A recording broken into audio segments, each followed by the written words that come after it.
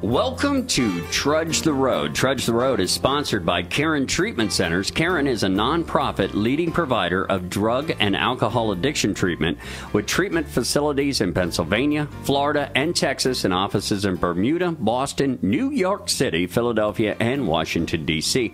They can be reached by calling 1-800-854-6023, or you can go to their website, caron.org. That's CARON.org.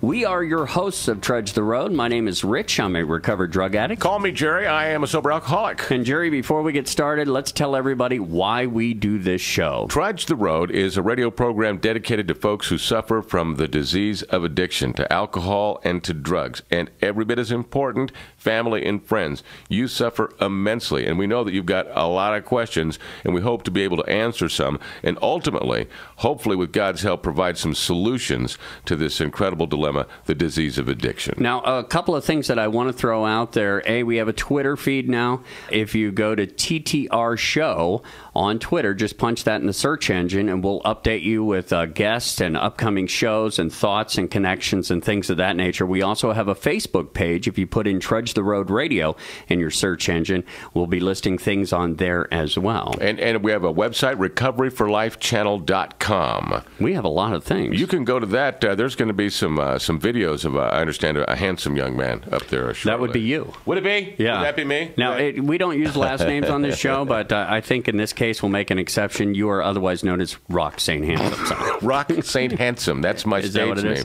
Rock St. Handsome. That's right. Hey, listen, David Rutenberg is going to be joining us. He's a vice president at Caron, and he's going to be talking about the changing face of addiction. And it is absolutely amazing. And you know what? And I apologize, because it kind of happened right in front of my face, and I really didn't realize that I've been in the recovering community at a meeting of Alcoholics Anonymous every day for the last 24 years, and I did notice it getting younger and getting younger and getting younger. But over the last even 4, 5, 6 years, it has just dramatically changed. And where I saw it most was in detox. And part of my recovery program is going to the local detox and talking to the guys who basically have come off of the street, and they're all now 17, 18, 19, 20 years old. I mean, just getting younger and younger and younger, and I'm seeing the same faces over and over again. And thank God they made it back.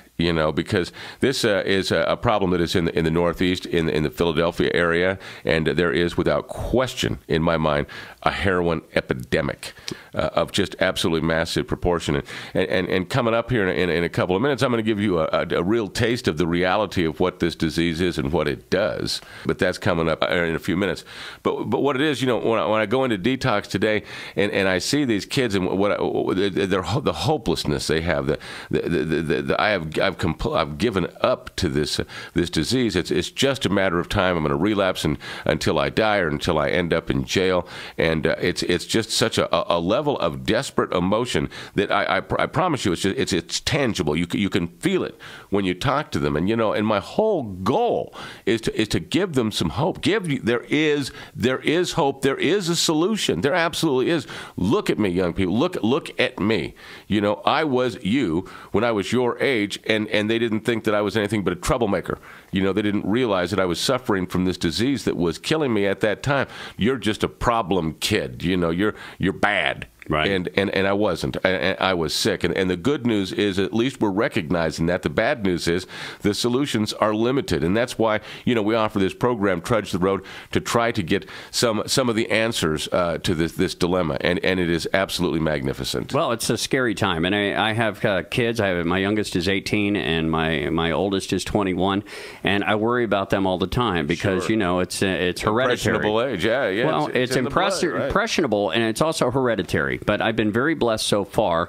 For that, I'm extremely grateful. But when we were younger, you hit it right on the head when you said that we were known as troublemaker. I was known as a troublemaker. Right. Through the entire 80s, I don't think I was sober at all.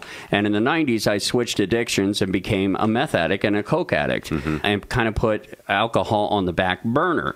But I think a question that was raised the other day was, if I am a meth addict, like I am, or a cocaine addict, why can I not drink alcohol then if I'm not addicted to alcohol? Now, don't get me wrong. As I said, I drank all the way through the 80s up into the early 90s. No, that's a good question. Could not live without alcohol. However, when I switched addictions, I never thought about alcohol again. To this day, alcohol does not even intrigue me. The thought of alcohol doesn't intrigue me. The thought of drugs, 11 years sober, 11 years clean, still has a little twinge in my mind to this day. So why can't I drink? Dr. Troncalli or Dr. Ken, one of the physicians, could sit here and explain the limbic system of the brain and how it works. So they could articulate that. I don't have the education to do so. I do have enough education and personal experience to know that the disease of addiction is the disease of addiction. It's in the subconscious, has no reasoning power, doesn't know right from wrong, yes from no. It just knows what it wants, you know, and it doesn't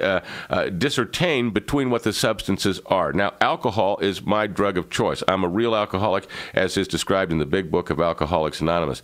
But let's say I was going to do some cocaine. You know, well, you're not addicted to cocaine, are you? Well, I guess not. So I try a little cocaine. But again, it's in the subconscious, the limbic system of the brain. All it knows is it's getting high. Right. It's getting high, and it likes that, but likes alcohol better. So now that I have changed the chemistry of my brain, I have relapsed. I will go through that rationalization process of why I need to go ahead and go to my drug of choice, which is alcohol. And in if your case you were to, you know, quote, have a couple of beers, we both know that it's only a matter of time before you're downtown trying to buy some methamphetamines. Well, it's happened. I know. It happened to me back in the 90s when I had quit. I had a little 2-year span in the mid-90s where I had set down the dope and I was clean, I was living healthy, and I was feeling really good about myself. And then one day I went out and I got drunk. And as soon as I already started secretly planning, once I started feeling that warm buzz of alcohol, I started secretly planning. Couldn't wait till everybody that I had partied with that night was gone so I could get in my car and go to wherever I needed to go to get myself some dope. And I did. And once again, it opened up the floodgates for me. And next thing you know, I'm out there tweaking out for another month or so until I could finally reel myself back in. Of course, I didn't reel myself in permanently because we know it took till 2001 until I finally did that. But yeah, it lowered my inhibitions. My inhibitions. Right. It made me vulnerable at that point. And that's a good reason right there why you shouldn't drink. And I think I've had this conversation with you before off the air where you said the minute you did some cocaine, even though that wasn't really your drug of choice, alcohol was your drug of choice, the first thing you'd be doing after you did that line was not to go find more cocaine. Start looking for that whiskey. Exactly, right. To hit the local liquor store. And if you look at my addiction process, and I'm a baby boomer, and we were the ones, we did it all. I mean, you know, guilty. But you have to look at my history, for example, of using cocaine. And I loved cocaine. But why did I love cocaine? Because it allowed me to drink more. I could do cocaine and be, you know, so much more articulate and handsome and debonair. But it was all about the drinking. You know, if I had cocaine, I wouldn't do it until I was drinking. Then I would do it. You know, it was always to in some manner increase what was the potency of the alcohol. But what we really have to remember is that the alcohol and the drugs aren't the problem. They're not the problem. They're the solution to our problem. The non-alcoholic, when they take a drink or a drug, never use that as a solution to their problems. It never crosses their mind. To us, it's an instant solution to our problem. And speaking of instant, at that first drink, I'm antisocial. I have become antisocial at that first drink. That's just an absolute fact of the matter. Antisocial. And it's only going to get worse. It's just going to progress until there are some incredibly bad consequences. And the reality of mine is that they come quick, and each time they are much, much more significant. We have to get to what the root of the problem is. And it's clearly put in the book. It's selfishness and self-centeredness. That is the root of my problems. And it goes on to say, if I don't rid myself of this selfishness, it kills me. Doesn't give me a bad day, doesn't mess things up for the next couple of weeks. We die. You know, and that's what the program, the 12 steps of Alcoholics Anonymous and Narcotics Anonymous are. They're 12 steps to rational behavior, so that if we behave rationally, we, A, don't experience the consequences that we become so accustomed to, the incredibly negative consequences, but our whole thinking and attitude changes. And the thought of a drug or a drink diminishes tremendously into the realization of the fact that it is us, that it is internal, and will motivate me to relapse because of fear. Fear is the culprit. And as I've said this 1,000 times, I don't think we should call this a disease of addiction. I think it should be the disease of fear, and alcohol and drugs are my medicine. Well, you were talking earlier about how by doing this, it made you more articulate, it made you more handsome, it made you fabulous. But the truth is that's where it started for me, social anxiety. I think when I was younger, I was 14, I was sort of an outcast at school. I didn't have a lot of friends. And once I started drinking, I felt like I could do anything. I could talk to anyone. I could be anyone I wanted to be. And that's when I discovered crystal meth in the 90s, because by then I'm doing a high-profile morning show in a major market, and wow, I'm good. I'm putting together all these production pieces. I'm funny for about 2 days. I think I should throw that in there, because by day 3, I'm starting to fade. By day 4, I'm just nuts. But I think I'm good, but I'm not. Oh, yeah. Well, you know, as an alcoholic, you know, you should not be doing the weather on television, and I was. Yeah. You know, that is not a good thing to be. You know, I could get through that 5:30 weather all right, but it was that 10 o'clock or the gym and at Christmas I could never seem to... It gives you a false impression of yourself. It really does. And what would happen is, you know, this is the old days, you know, now they don't even look. We looked at a map. There was an actual map up there when you did the weather on and I can remember looking at that map and just thinking to myself, there's a North Dakota? You know? I mean, now, that's not being an alcoholic. That's just being stupid, you know. But having to have a drink to work up the nerve to go on television to do the weather. That's insane. Sure. I never believed that I was good enough to be in that position in the first place of where I was. I realize now, of course, I was. But, you know, the only way that I could give myself the self-confidence that I needed to be in that particular position or any position, a social circumstance in my entire life, was to be drunk or to be high. You know, and it's just awful to have to admit this, but there are times when I've just been sober, just been without alcohol, no alcohol in my life, just, you know, living basically on my wits. And frankly, I'm no fun to be around, you know, and I've been employed by companies who said, hey, man, you know, you're just not a team player. You know, I don't know where you are, but you're not part of what's going on here. Well, you know, put a pint of whiskey in me and I'll lead your team. You know, I'll take you to where you need to be. That's how it affects me. That's how it solves all of my problems. It's, you know, the Dr. Jekyll and Mr. Hyde, you know, and Stevenson, when he wrote that book, that's an autobiography. And that is certainly me. And as I've said before, I'm a little bit more like Snow White and the Seven Dwarfs. You know, when I drink or use drugs, I don't know which one of those little guys is going to show up. You know, hopefully it'll be happy or goofy and not one of the other ones who may be a little bit on the angry side. Well, David Rutenberg is going to show up here in just a few minutes. And, great guy. Yeah, he is a vice president at Caron Treatment Centers, and he's got some insight onto the changing face of addiction. Trudge the Road is sponsored by Caron Treatment Centers. Caron is a nonprofit leading provider of drug and alcohol addiction treatment, and Caron specializes in men's and women's services, as well as young adult males and females, plus a relapse program and outpatient services. If you're concerned about yourself or a loved one, call 1-800-854-6023, or you can go to their website, caron.org. That's CARON.org. David Rotenberg's coming up with Jerry next on Trudge the Road on your Trudge the Road radio network. You're listening to Trudge the Road. Coming up, Jerry sits down with David Rutenberg, Vice President of Treatment at Caron Treatment Centers, and they discuss the changing face of recovery. It's up next on the Trudge the Road radio network. There is a new face of recovery, and you see it in the pages of Renew Magazine and at RenewEveryday.com. Renew and RenewEveryday.com are changing the face of recovery for good. Each issue is filled with positive role models, life-affirming stories, encouragement, and ideas to help any life in recovery. Whether you're already enjoying an addiction-free life, have a loved one facing his challenges, or are considering recovery, Renew and RenewEveryday.com can support and inspire you. Join us. Check out RenewEveryday.com to learn more.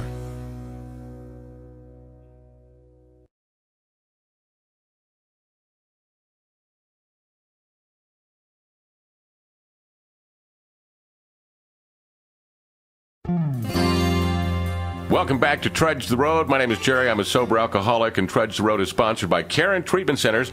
Caron is a nonprofit leading provider of drug and alcohol addiction treatment, with treatment facilities in Pennsylvania, Florida, and Texas, and offices in Bermuda, Boston, New York City, Philadelphia, and the nation's capital. They can be reached by calling 800-854-6023 or by going to their website, which is excellent. It's caron.org. That's CARON.org. Hi, Father Bill. Hi, Reverend Jack. Jack. Hi, Mike. Everybody, of course, at Karen, they're just absolutely wonderful people. And speaking of wonderful people from Karen, David Rutenberg is with me today. And David is the Vice President of Treatment at Karen. Good to have you here, man. Thank you for coming. Jerry, great to be here. And shout out back to Mike, Jack, and Father Bill. Love you guys. They're the greatest. They are the best. They are, man. You're all going to, eventually here on Trudge the Road, you're going to meet them all. And you've met Reverend Jack already, and it's just the beginning. And we couldn't be more excited. And couldn't be more excited about having you here and getting some really valuable information. And David, it's very difficult to explain the new face of addiction when really there was no, clear face to the old one. A lot of misconceptions about who is a drug addict, who is an alcoholic, where demographically is it affecting us.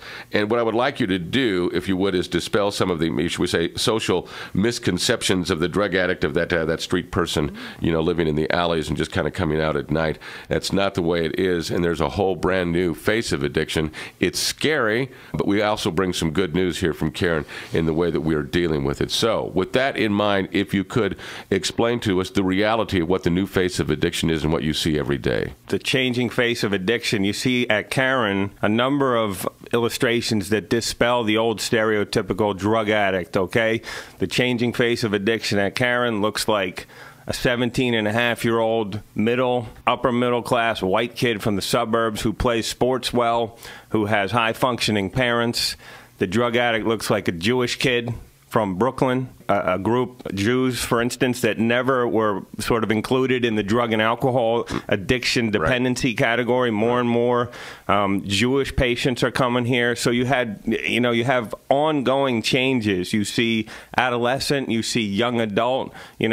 25 years ago, if you came to Karen and you were 18 years old or older, bam, you were in the adult population. You now have two separate entities, adolescent and young adult, which treats 20 to 25, that are differentiated as different cultures or subcultures within the chemical dependency population. The changing face of addiction, on and on it goes. To a certain degree, I think you're almost included in this. The baby boomers, we almost skipped a generation or dispelled a generation, because I was one of those ones who showed up in treatment at age 20, and the treatment was designed for a middle-aged white male, and I was not suffering the same social consequences they were. I was suffering a tremendous amount of consequences, but there weren't children involved. There wasn't financial things involved, but there were some very serious issues that simply weren't addressed. Back in the day, when you went to rehab when you were 20, I went to Karen when I was just before my 24th birthday, and I was a baby too.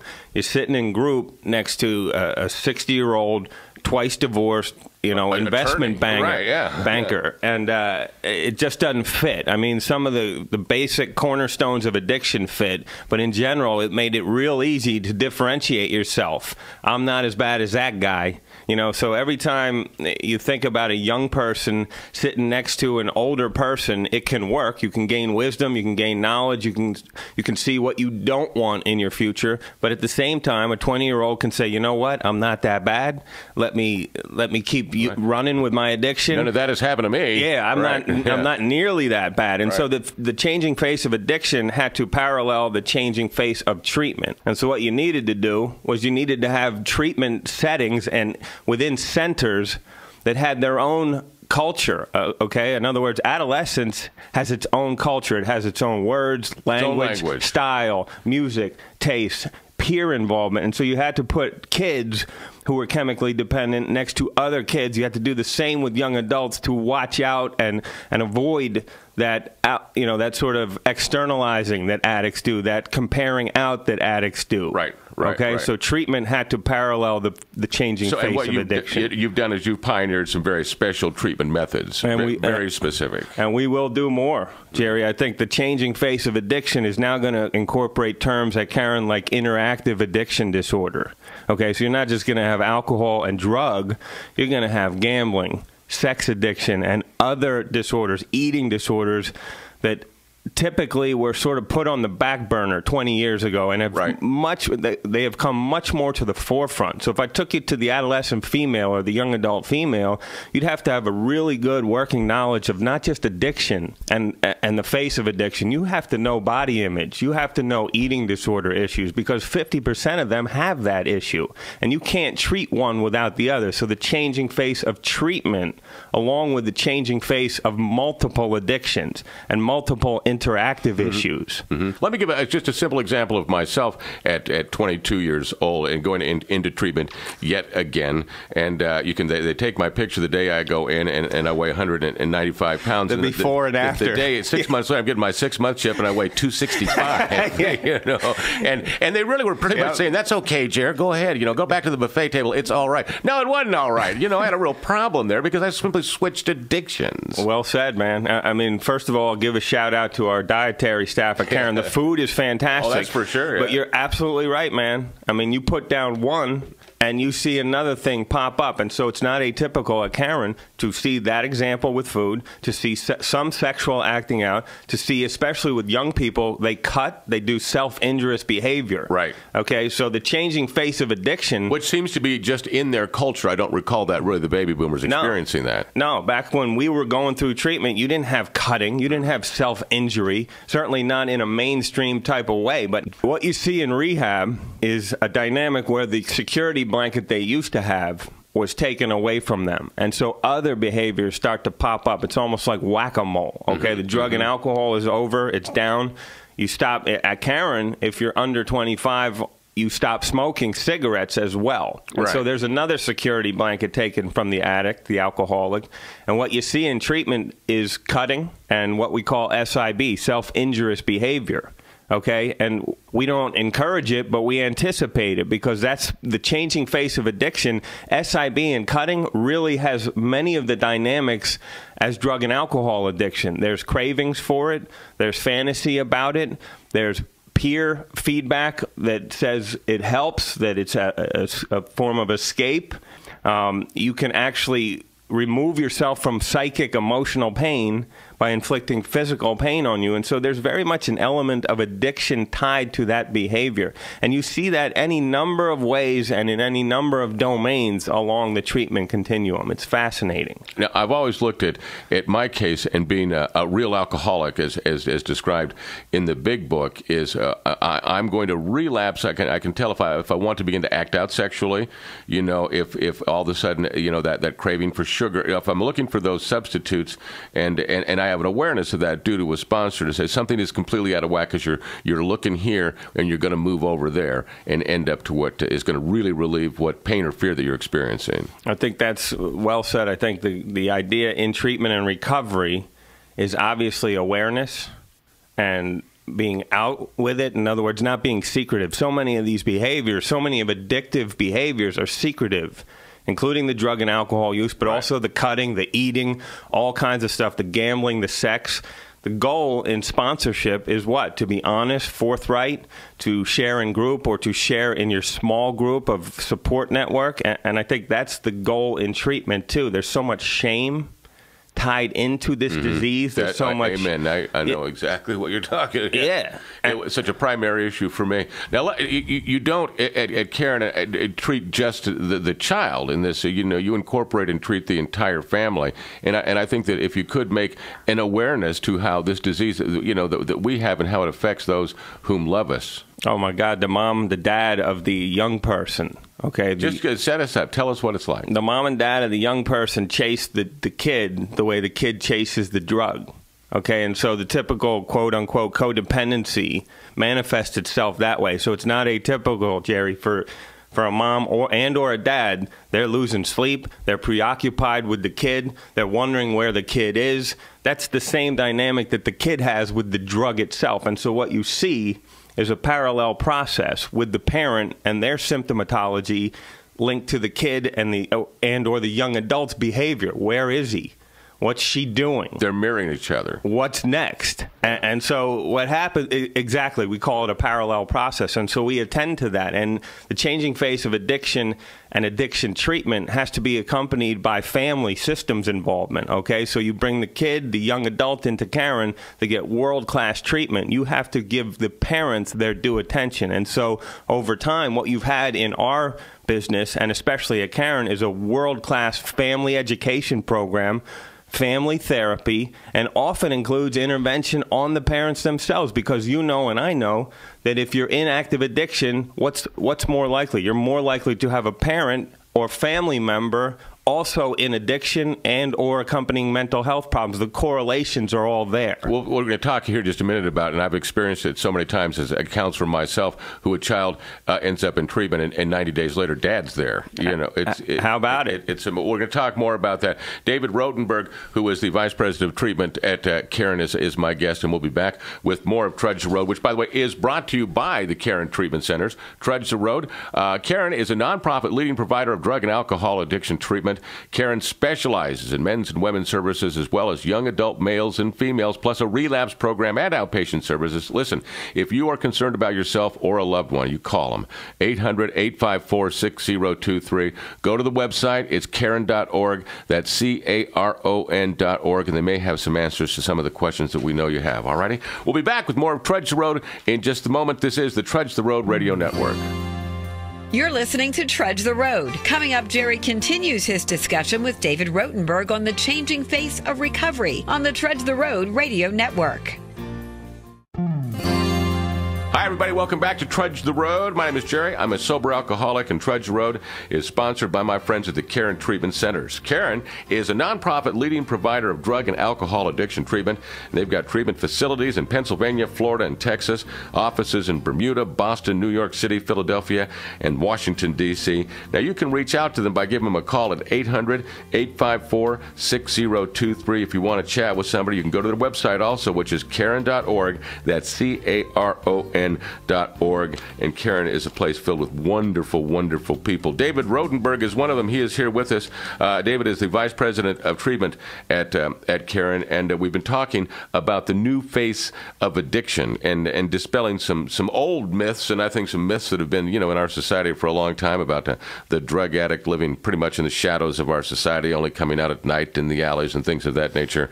And we have found that to be most certainly a grave misconception, and we see it, and we're seeing it drastically within our very young adult population. 17, not unusual? Not unusual. Not unusual. In fact, in adolescent, the average age is 17.5. You have kids over there that are 14 years old today. What are they using? What are their drugs of choice? You still have marijuana is a big slice of the pie, especially for the younger adolescents. But you know what, Jerry? You're going to have alcohol, marijuana. You're going to have them trying cocaine. You're going to have 15% of the kids and probably 30% of the young adults at least trying opiates. Okay, you're going to have them choosing from a variety of drugs that we couldn't choose from. It is. My awareness of their culture is minimal, and I apologize for that. Continue. Brother, part of their culture, too, includes the Internet that we didn't have. And so you not only have the drugs, the physical drugs themselves, you have access to information which is mostly pro-drug in terms of adolescent peer circles on the Internet. So you have a virtual peer network, 1 million strong, promoting positive, outcomes, utilizing drugs. Instead of having your four or five boys that you used to hang with, you have 1 million people promoting this stuff, telling you how to get it, telling you where to secure it, and frankly, you can get it right off of the Internet. So you have more and more choices. You're flooded with information. A lot of it is pro-drug, and then if you get high and use it, and it is fun the first time, which it often is. Sure. You don't wrap your car around a tree usually the first time you get drunk. And what happens is the dynamic shifts. And so all the anti-drug messages that you got over the lifetime between ages, let's say 0 and 12, are dispelled because your peer network is positive about it. Your experience with it happens to be funner than than perhaps what the older adults in your life, the authority figures, have told you, and you are shifting towards closeness to your peer network and individuation and separation from your parents and other authority figures at the same time this is happening. And so what happens is the drug and alcohol message gets stronger. In today's world, the adolescent, the young adult is flooded with information. They have a virtual peer network, a million plus strong. And often this network is not only providing information, they are providing a pro-drug message. Mm-hmm. Okay, and so what happens is the adolescent, the young adult who uses for the first time or the first handful of times and has a positive experience sure. and doesn't wrap their car around a tree and doesn't fail all their classes and doesn't get bounced out of their house and doesn't go to jail, like some of the anti-drug messages given to them. Right. They not only are able to dispel those messages, they're able to strengthen the peer feedback combined with the actual experience. And so it's reinforced and it continues. It's an assimilation basically into the thinking of this culture. Absolutely. And so not only are my authority figure and parents wrong, I'm having the time of my life. I'm not getting in big time trouble. And oh, by the way, if I'm awkward, scrawny, depressed, anxious, this stuff really works in terms of social lubrication and the ability to fit in. I'm not planning to be a drug addict. I'm not planning to be an alcoholic, but this stuff really works. And I think one of the things we need to talk about in the changing face of addiction is just that, there's really a positive reinforcing quality to early drug and alcohol use that people don't want to acknowledge. Right. It's not horrible in the beginning. In fact, it's very rewarding. Let me give you an example. I'm going to take you back to the 1970s and see if you can't relate to this. It was the old sock hop, having the sock hop. And I can remember just up against the wall. I was not going to ask any, because one of those girls, she might say no.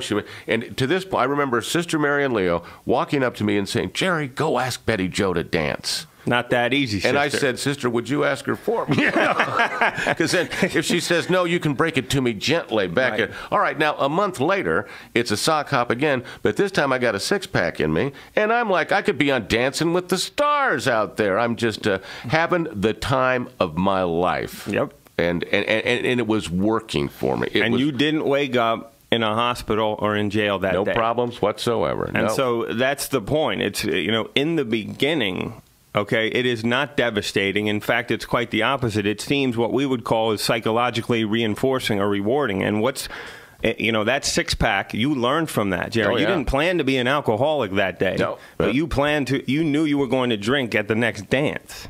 And I think what happens is that stuff starts to generalize. I'm anxious. I'm awkward in a social setting. I know booze is going to help me. It's going to be a lubricant. And then I start to generalize that stuff. I'm anxious. I'm jammed up after my parents and I had a fight.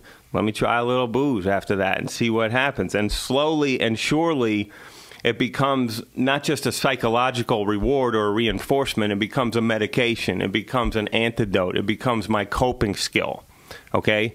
And if I'm surrounded by people who are drinking just like that, innocently enough, before a dance, they're also more likely to start doing other drugs and figuring out that you can escape other ways and you can escape more situations and feelings. And that's, I think, what happens. The innocent start becomes more insidious, and it becomes more of a coping skill, and it becomes more of a sort of a medication, if you will, for a general variety of things. And I don't want to get off topic, but see if this makes sense in my own use. And I'm a baby boomer. We did them all. We did them all. Yep.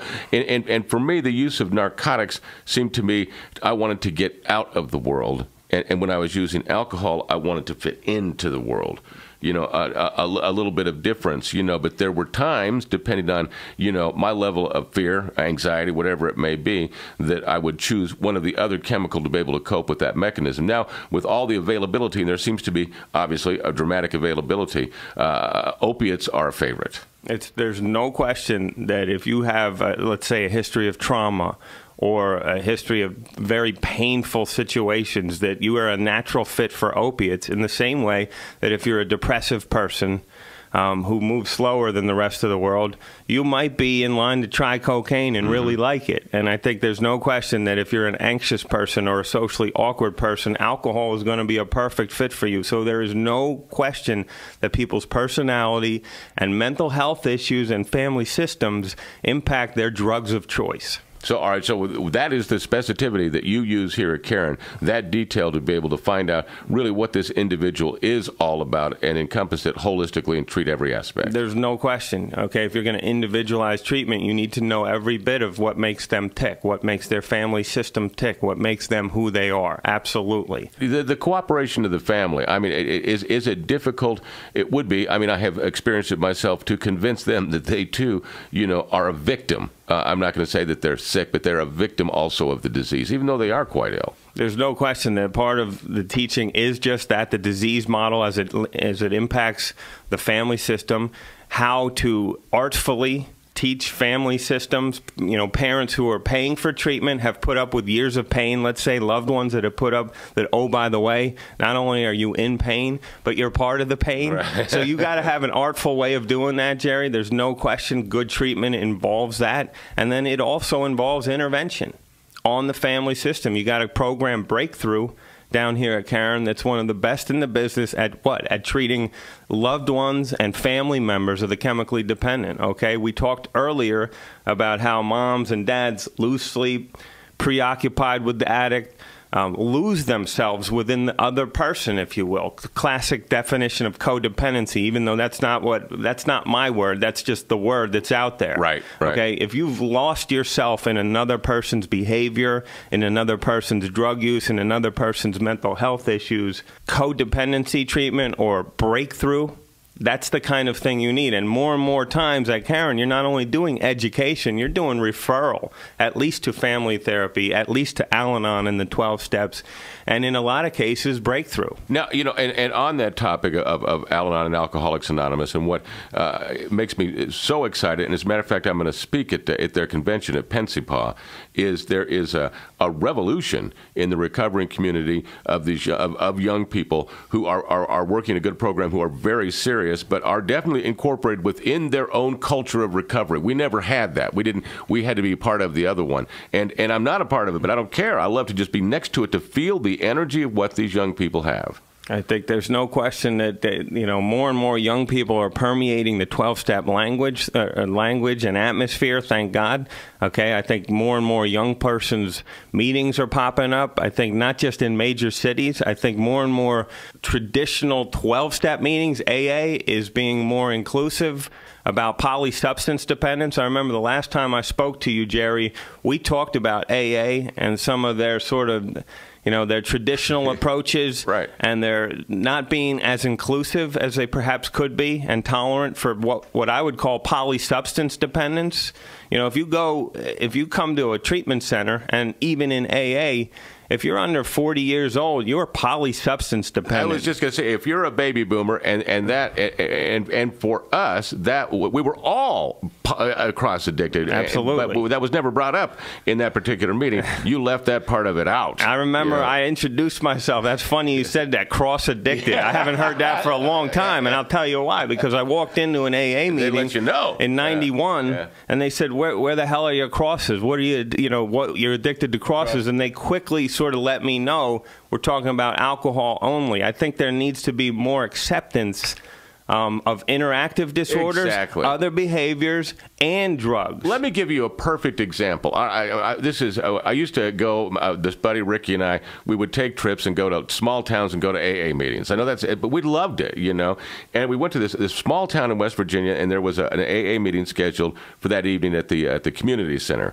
Well, we got there, and it wasn't an AA meeting; it was an OA meeting, Overeaters Anonymous. And we're drug addicts and alcoholics, But the lady who was leading the meeting, she says, please stay, it's 12 steps. And so all right, and we kind of listened and maybe smirked just a little bit, but afterwards, she said to me, she goes, I want you to know, what would it be like for you to have to live on just a little bit of whiskey every day?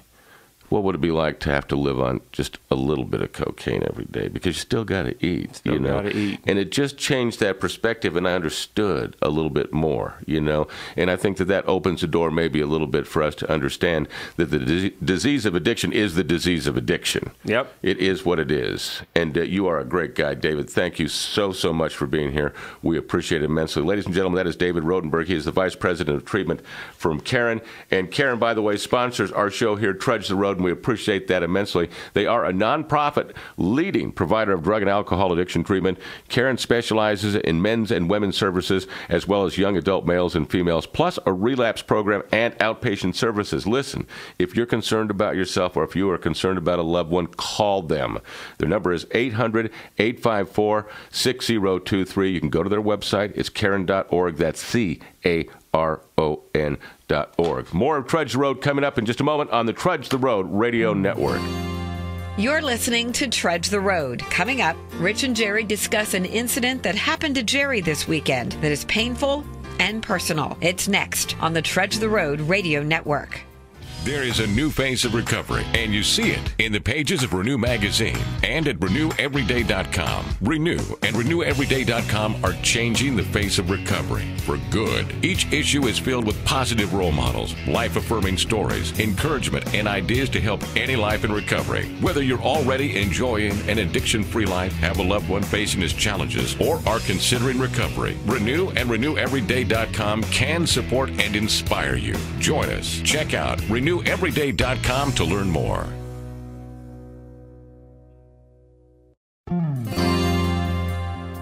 Welcome back to Trudge the Road, sponsored by Karen Treatment Centers. Karen, nonprofit leading provider of drug and alcohol addiction treatment with treatment facilities in Pennsylvania, Florida, and Texas, and offices in Bermuda, Boston, New York, Philadelphia, and Washington, D.C.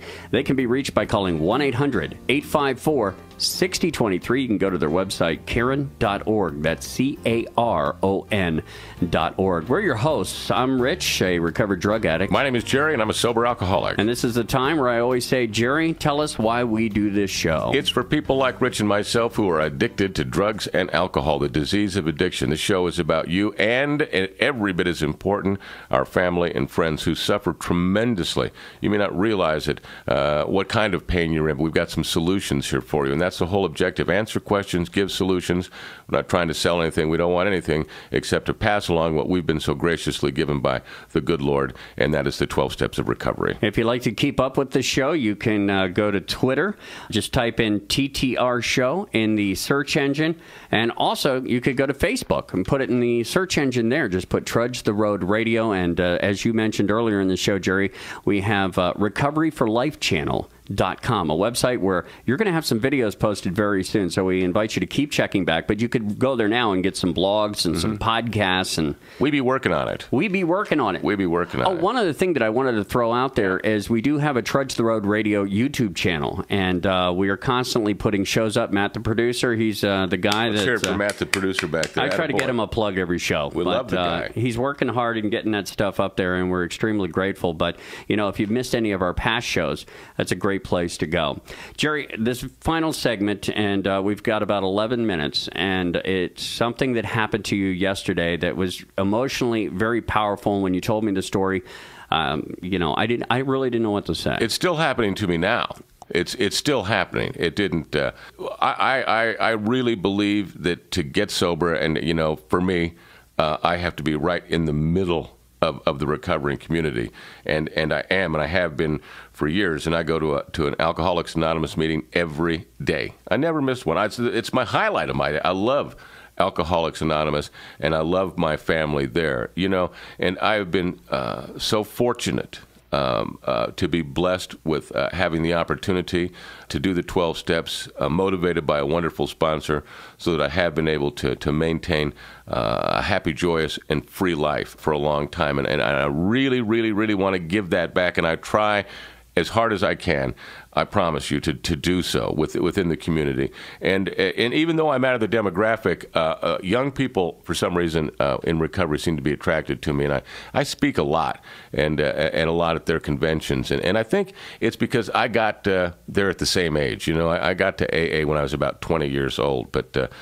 you know, it was a different story. It really wasn't too set up for somebody that young in recovery. It is today, and that population, that growing population of the young people in Alcoholics Anonymous, and the energy they've got, and the focus that they have, and the culture that they enjoy is just intoxicating in itself. I love to be around them. I'm going to speak at Pensy Paw As a matter of fact, in a couple of weeks, on August the 24th, that's the Pennsylvania State Convention of Young People in AA in State College. And that's a big deal, man. I don't take that lightly. I mean, it's a matter of life and death what we're talking about when we address this issue.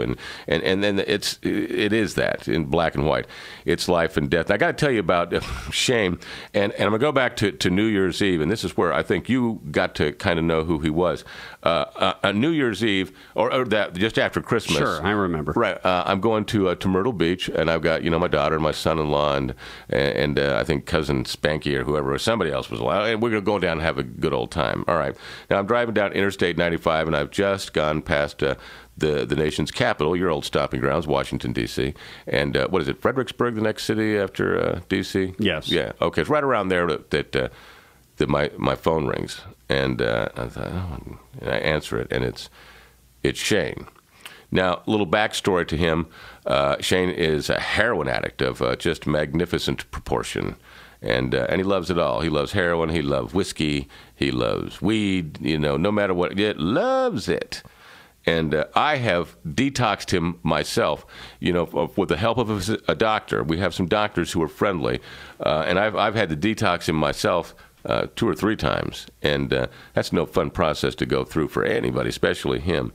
And but he would relapse on a kind of a continuum basis. I got this phone call, and I've been around long enough and talked to so many people and addressed this issue that I know by what language the person is using to communicate with me, the texture of their voice, how much trouble that they're in, and how desperate they are. And I got that call from him, and here I am hours away from home, and it was the most desperate. And he was desperately using heroin. He could not stop. I wasn't there. He said, please, you've got to get me. You've got to come get me. You've got to detox me. You've got to help me. I'm not there.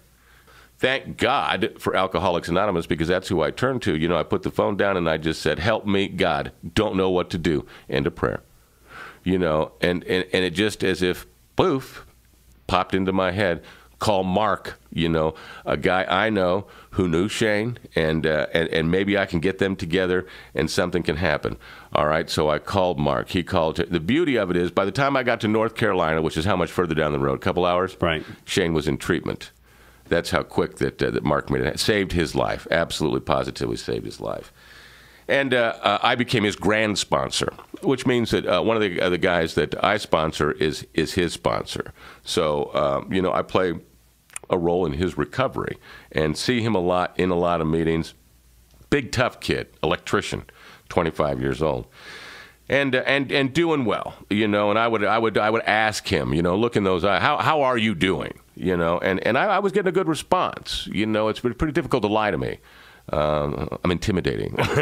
You are. And anyway, I got a call on Thursday from his girlfriend, and she said, he's acting funny.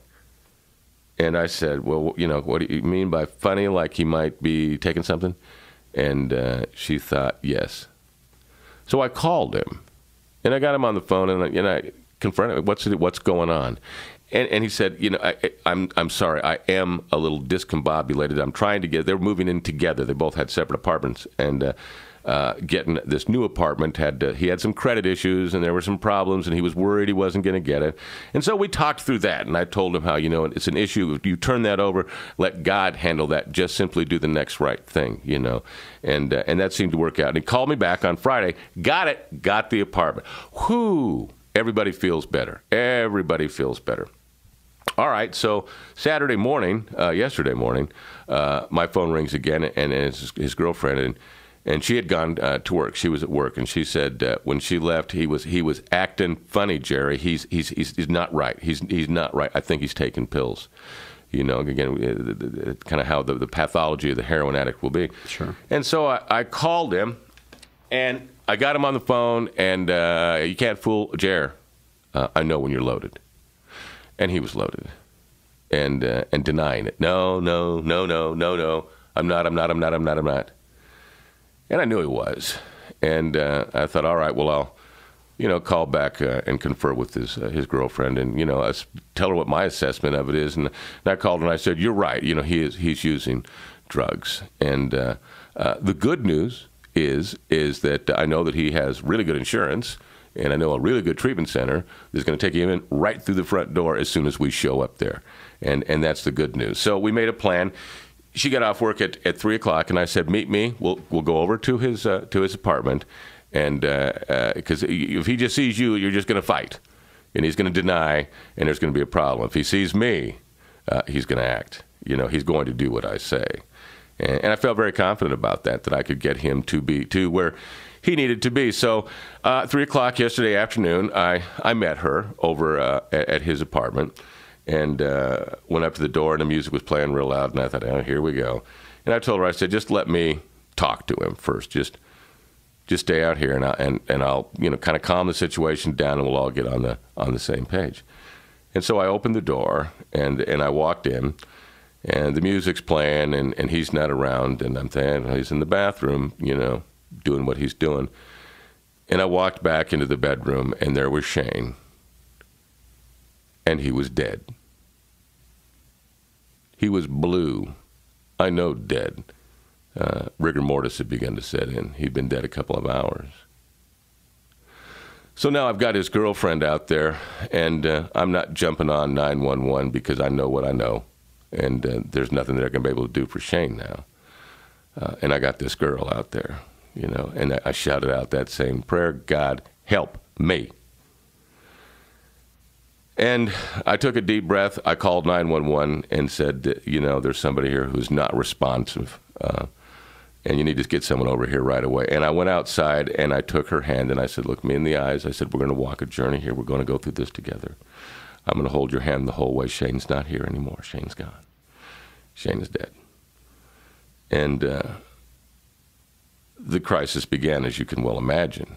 And I'm trying to contain my own emotions then. I'm trying to contain my own emotions right now because the level of guilt that I feel is just impossible to describe, because I could have gone over there in the morning.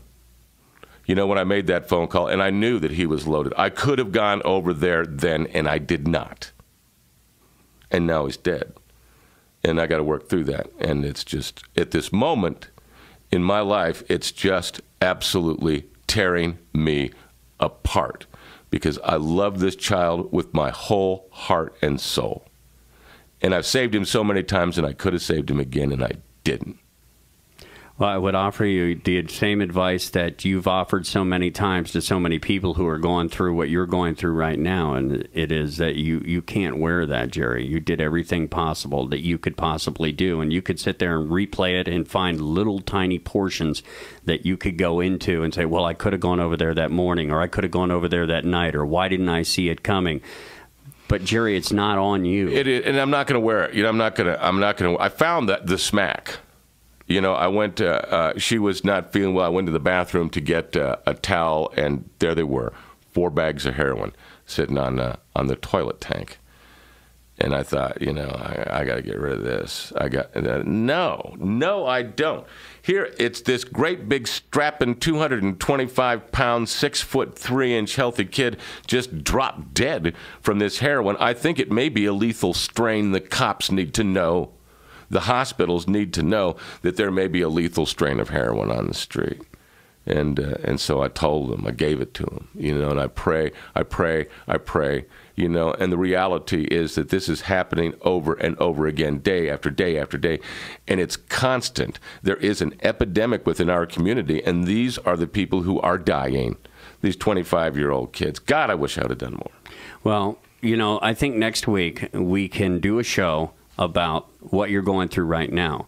A show about how you can't wear this. I mean, you can feel this, but you can't wear this. This pretty is hard. You. You know who I am? I'm an alcoholic. I suffer from the disease of the emotions. I know. So do I. Yeah. So do I. And if I was to put myself in your shoes right now, I would be doing the same. And I got to look at his mother, man. When I leave here, I have to go look at his mother, and I have to know in the back of my head that I could have been there. It's not a good place. I'm sorry for your loss. Thanks. I truly am. And Shane, I love you. Trudge the Road is sponsored by Caron Treatment Centers, and Caron is a nonprofit leading provider of drug and alcohol addiction treatment. If you know someone in your life who is going through some sort of issue, much like Shane was going through, pick up the phone, make the call. It's 1-800-854-6023. Reach out, connect with someone. Karen specializes in men's and women's services as well as young adult males and females, plus a relapse program and outpatient services. Go to their website, Karen.org. That's CARON.org. Whatever you do, get the help needed. For Jerry, I'm Rich. This is Trudge the Road. You've been listening to Trudge the Road. To contact Rich or Jerry, log on to our website, recoveryforlifechannel.com. And thanks for listening on this great radio station, which is part of the Trudge the Road Radio Network.